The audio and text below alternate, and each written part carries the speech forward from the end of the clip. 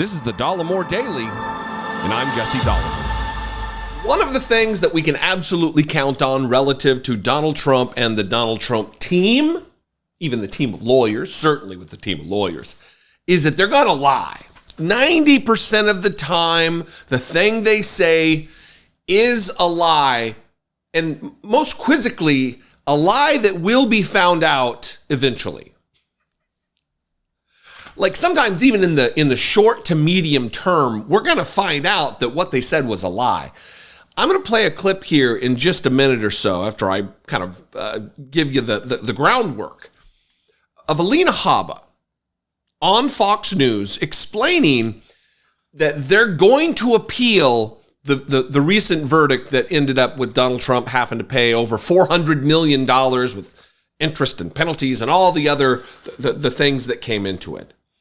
And as part of New York law, in order to appeal, you have to put down a deposit, I guess, or the bond, which is the full amount before you can appeal. And she's claiming in this clip that they're going to be prepared to do that. If we appeal, and we will, she says, we're prepared to put down that money. Nearly $500 million. Donald Trump's not the rich guy that he claims to be. Almost invariably, that is true. He's a rich guy, to be sure, but he's not a rich $10 billion rich guy. He's a guy who has to shuffle money. He's not super liquid. His money is tied up in businesses. So unless he's going to turn over his properties to the state of New York, I don't know. And look, I don't know the ins and outs. I don't know if he has to come with cash, because if that's the case, it is most certainly not going to be something they're going to be willing or able, maybe willing, certainly not able. Here's Alina Habba, again, telling what appears to be a clear lie that we will very soon find out to be whether it's a lie or not. Watch this. No, I mean, I would never get into anything privileged, but I can tell you what the rules are. And within 30 days, even if we choose to appeal this, which we will, we have to post the bond, which is the full amount and some. And we will be prepared to do that. But how much is the bond? Well, it depends. So you have to break it up. So there were obviously individual defendants that got fined. There was the company that got fined. But you're looking at roughly, let's call it close to $400 million for something that he did nothing wrong. Look, it's no coincidence, and I'll say it. They know by looking at his statements of financial condition that this guy is worth a lot of money, billions and billions of dollars. And that didn't even include his brand, Martha. But what they're trying to do between my last case, is put him out of business. It's not going to work, number one. Number two, what they're doing is a scare tactic. Unfortunately, they picked the wrong guy to pick on, in my opinion, because he's strong, he's resilient, and he happens to have a lot of cash. Now, who believes that? Do you believe that? Do you believe Donald Trump has nearly $500 million in just laying around? The guy who needs to beg his fan base for money, begging and begging in email after email after email for money to pay his sizable legal bills, who needs to try to overtake the Republican National Committee with nepotism in order that the Republican National Committee will fund his lavish lifestyle, his lavish legal bills, and his campaign. Who believes this? That, no, I mean, I would never get into anything privileged, but I can tell you what the rules are, and within 30 days, again, short term, we're going to find out. Even if we choose to appeal this, which we will, she says, we have to post the bond, which is the full amount and some. Not just the full amount and some.